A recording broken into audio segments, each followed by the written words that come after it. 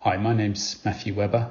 It's Friday the 14th of March and I'd like to talk a little bit about my work and about my life as an artist. If you'd like to find me, I'm at newpaintings.co.uk or I'm new_paintings on Instagram. I live in East London with a studio at home and one which is about 15 minutes away in a mansion house in Valentine's Park in Ilford in Essex. I do the messy work here at home, the making of stretchers and frames, and I do the painting at the studio in Valentine's Mansion. It sounds grand, and it is quite a grand house, but my studio is one of the rooms in the top floor of the house that would have been occupied by the staff who worked in the house back in the 1700s and 1800s. It is a lovely building though. It's quite small, but so far it's working well as a place to go and paint and sort of separate my home life from my work life. But I moved in there back in September, so it's still relatively new. But actually, I suppose it's not now. Nearly 6 months.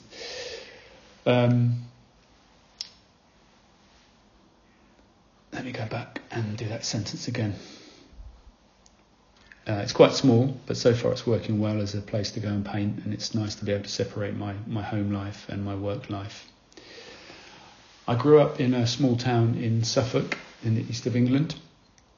As a kid, I was always drawing or painting or engaged in some sort of creative endeavour. Maps were a favourite thing of mine to draw and to create, or little islands, images of islands that I would design and then imagine exploring. I spent a lot of time outside as a youngster, riding my bike and adventuring around the farms and the woods near where I grew up. I did quite enjoy being on my own, which I suppose is still the case now. I spend a lot of solitary time in my studio. I had some great art teachers when I was at school, and apart from wanting to be a lorry driver briefly, I think I've always wanted to be an artist. I don't think I ever really thought about doing anything else. Landscape and nature was really important to me, even when I was very young, and I loved artists who seemed to like those things too. I saw a painting by Howard Hodgkin in one of the Sunday magazines when I was 14 or 15, and was just amazed by it, to the point that I actually arranged to go and see it at the vaults, in the vaults at the Tate Britain then, because Tate Modern wasn't around. I was quite a shy kid, so actually to arrange to do that and to go and see that in person was quite a big thing for me, and it really inspired me. I ended up doing a foundation course in Colchester in Essex, which I really enjoyed, and then that was followed by a fine art degree at Leeds. It took me a long while to find my feet on that course. I really struggled to begin with, but in the final year of the course, which was a 3-year course, I saw an exhibition called Real Painters, which came to the City Art Gallery in Leeds, and I suddenly saw what painting could be. It was a real revelation. There were big abstract paintings by Ian Davenport, Clem Crosby was another, Zebedee Jones, Peter Davis, Tory Begg. I think I'm forgetting someone, but they were amazing paintings that were so sort of focused on the materials and the process of making art, and it was a real eye-opener for me, and really sort of saved me, I think. Surface and process have been my obsessions ever since, although always with an eye on the landscape. I got a commission from my degree show in Leeds and ended up getting my first studio space in Hackney so that I could make a couple of very big paintings, and I had that studio then for the next 20 years, while also getting married and starting a family. During my early years in London, I always worked so that I could pay for the studio. Had jobs so that I could so that I could pay for the studio and sort of keep myself afloat. So I worked delivering pizzas. I worked in a bagel cafe. And then eventually I got a job working in an office 4 days a week in a sort of marketing company. But I lost that job in 2016, got made redundant. The kids were very small at that point, so I took over childcare duties and my wife continued to work. I squeezed the painting in during nap times and at weekends, and we used that time to build a studio in the back garden, which was intended to replace the space that I'd given up by that point in Hackney, because we'd moved away from Hackney and I just wasn't getting over to use the space. I've been represented by a few agents and galleries over the years, particularly in the early years, but most of the time I've represented myself selling work at art fairs, Instagram, and through open house exhibitions that I run from home here in East London. I've had exhibitions in shops, in offices, in bars and restaurants, and also in rented gallery spaces. But selling the work has never really been my strong point. Making the work is the bit that I enjoy, probably like most artists. And I think I've always had a bit of reticence about putting my work out into the world. I think in the back of my mind there's always the thought that the next painting will be the one where all of a sudden I've cracked it and I'm finally ready to present myself to the public. My paintings start with an image from the landscape, which is usually a blurred forest image taken from a GoPro camera, which I have set up on my bike. We live in between Wanstead and Manor Park in East London. It's in a little place called Aldersbrook. And even though it's only about half an hour from central London, it's amazingly green and is actually part of Epping Forest. I do quite a lot of bike racing, and I tend to do my training in Epping Forest. So I use those rides to gather images for the work. The camera is set up to photograph the forest as I'm making my way through the woods, and I select the best shots to use as source material to start my paintings. I really love picking out those little split-second compositions, accidental little, almost like paintings actually, and I use those as a starting point for the work. I do the same if I'm on a train or a passenger in a car, it's a really sort of interesting way to find a subject matter. The process of making the final image is a journey as well, as the original image is gradually obscured by the paint that I build up then layer by layer over the top of that initial image. There might be 30 or more layers in a finished painting, which are usually applied by pouring or dragging or scraping paint across the surface, or by masking the surface so that I have a bit more control over the forms that appear in the work. That process of adding paint gradually builds up this sort of block of colour and texture, which I then dig back into, gradually uncovering an image by working backwards through the layers to reveal that final piece. It's a process that I've taken to calling unpainting, but it's actually a bit more like sculpture or carving in the end. Every mark that I've made on the surface has a part to play in the final piece.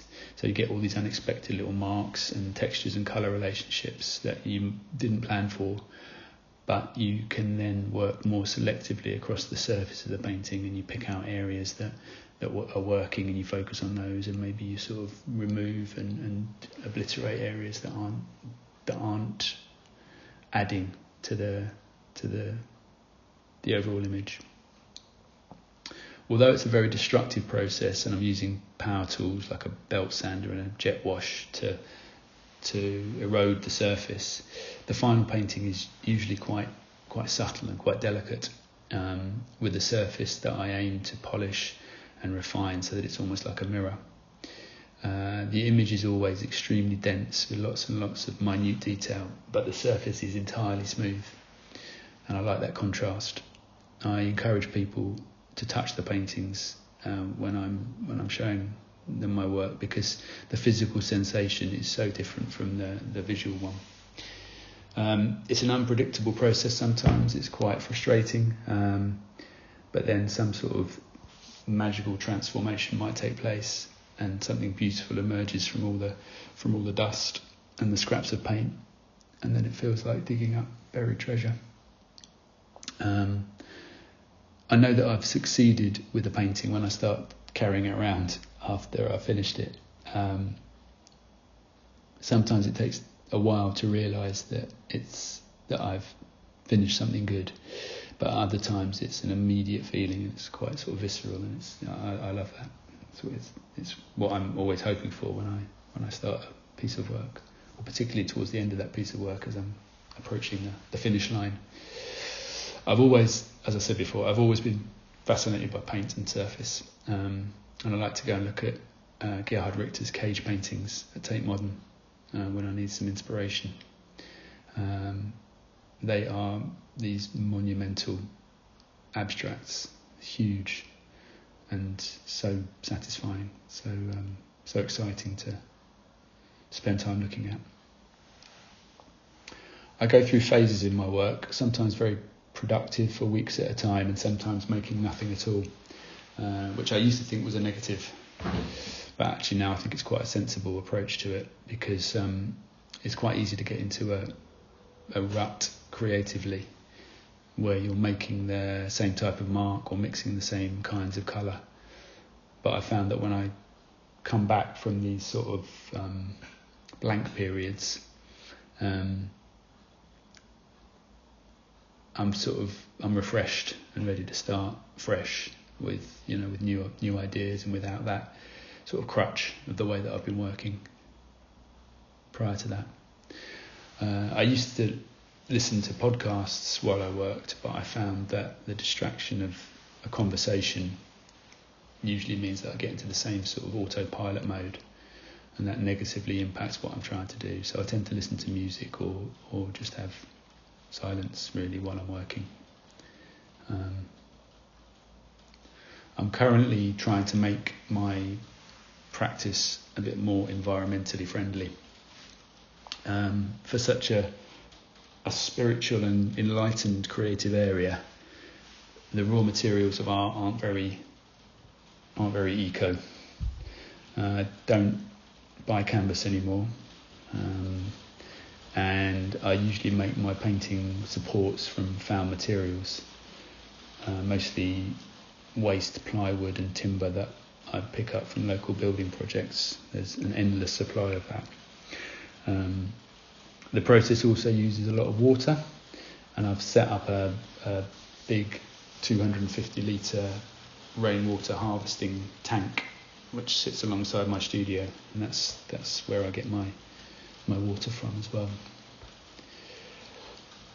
I hope people get from my work something like what I get from my work, which is a feeling of being inside a landscape. There's a beauty and a mystery to the paintings, I hope. They're things to contemplate and to get lost in.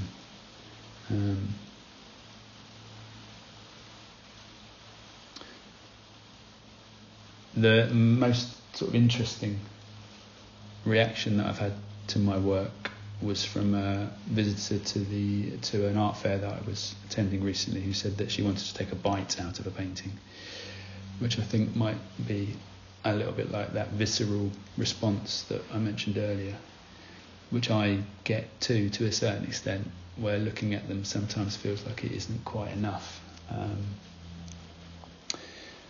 Maybe that's not such a good reaction. I suppose the best reaction is when someone wants to buy one, although I do find it quite hard to let go of them sometimes because of that sort of connection and that feeling of finishing a painting that you then just want to keep near you. I remember one of my first buyers actually inviting me around to her house so that I could see the painting in its new home.